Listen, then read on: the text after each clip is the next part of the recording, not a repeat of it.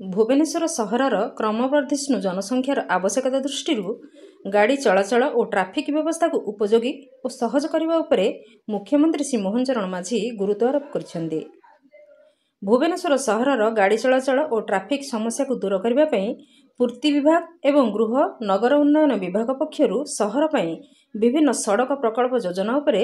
ଲୋକସେବା ଭବନଠାରେ ମୁଖ୍ୟମନ୍ତ୍ରୀଙ୍କ ନିକଟରେ ଏକ ଉପସ୍ଥାପନ ରଖାଯାଇଥିଲା।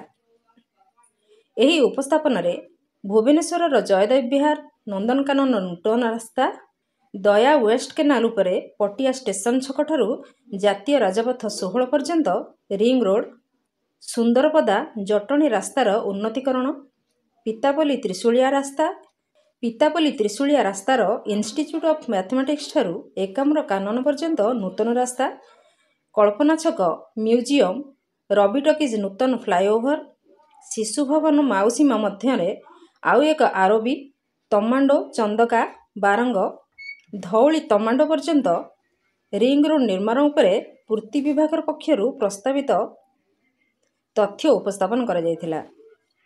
ସେହିପରି ଗୃହ ଓ ନଗର ଉନ୍ନୟନ ବିଭାଗ ପକ୍ଷରୁ ଭୁବନେଶ୍ୱର କଟକ ପୁରୀ ଇକୋନୋମିକାଲ ରିଜିଅନ୍ ଗଠନ ଏବଂ ଗ୍ରେଟର ଭୁବନେଶ୍ୱର ଗଠନ ସମ୍ପର୍କିତ ବିସ୍ତୃତ ତଥ୍ୟ ଉପସ୍ଥାପନ କରାଯାଇଥିଲା। ଏହି ବୈଠକରେ ଦୁଇ ଉପମୁଖ୍ୟମନ୍ତ୍ରୀ ଶ୍ରୀ କେଭି ସିଂହଦେଓ ଏବଂ ଶ୍ରୀମତୀ ପ୍ରଭାତୀ ପରିଡ଼ା, ପୂର୍ତ୍ତି ଓ ଆଇନ ମନ୍ତ୍ରୀ ଶ୍ରୀ ପୃଥ୍ୱୀରାଜ ହରିଚନ୍ଦନ,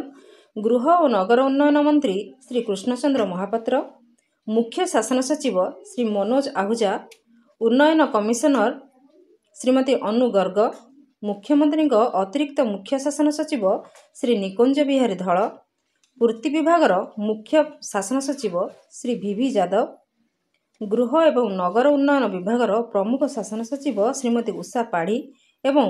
ଅନ୍ୟ ବରିଷ୍ଠ ଅଧିକାରୀମାନେ ଉପସ୍ଥିତ ଥିଲେ। Bureau report, Nagaraj news.